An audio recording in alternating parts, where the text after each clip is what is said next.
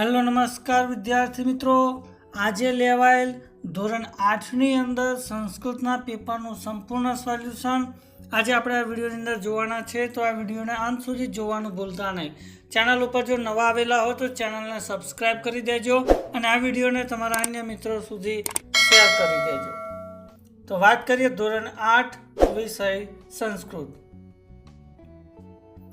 જેમાં પ્રશ્ન 1 કે નીચે આપેલા ફકરાનું ગુજરાતીમાં ભાષાંતર કરો.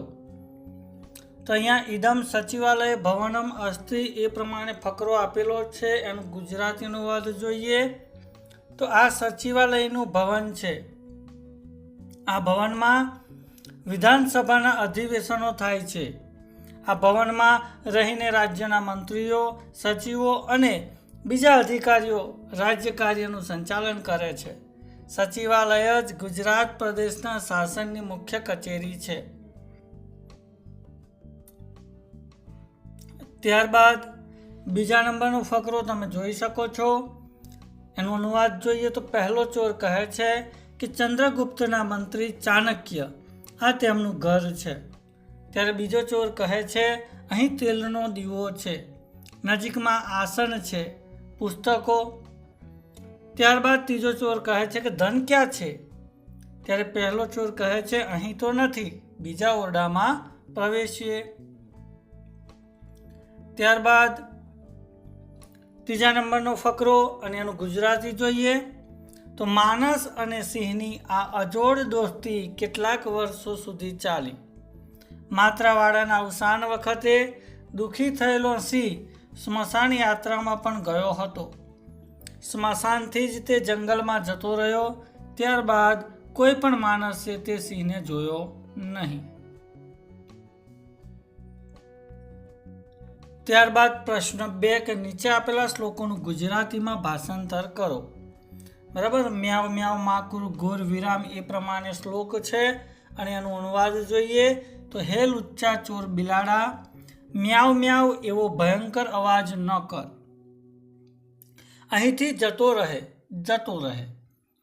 સુવાડી, ભોળી અને દૂધ પીધેલી મારી દીકરી ખરેખર સૂતી છે. ત્યારબાદ બીજા નંબરનો શ્લોક કે ચંદ્રઃ અસ્તમ ગચ્છતિ.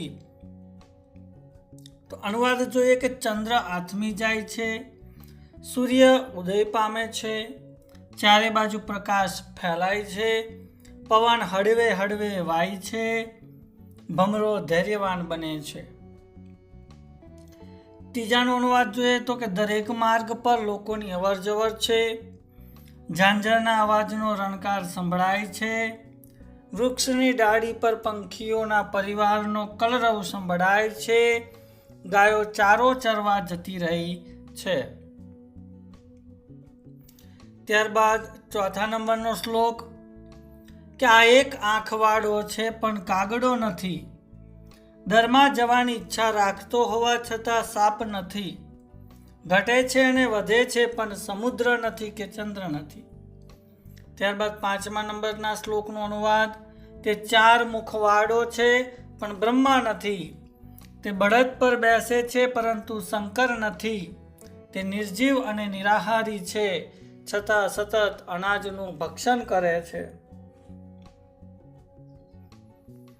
ત્યારબાદ પ્રશ્ન 3 કે નીચેના દરેક પ્રશ્નના ઉત્તર માટે આપેલા વિકલ્પમાંથી સાચો વિકલ્પ શોધીને તેનો ક્રમ અક્ષર પ્રશ્નની સામે આપેલા બોક્સમાં લખવાનો છે.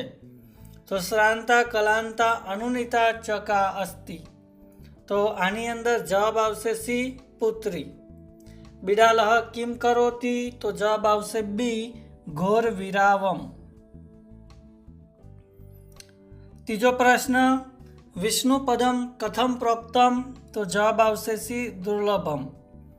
ગાંધીનગરમ કીદર્શમ નગરમ અસ્તિ. તો જવાબ આવશે ડી, સુંદરમ સુઆયોજિત. ઘાયલ સિંહની સારવાર કોણ કરે છે? તો જવાબ આવશે માત્રાવાળા. વૃક્ષાયમ કિમ દીયતે. તો જવાબ આવશે બી, જલમ.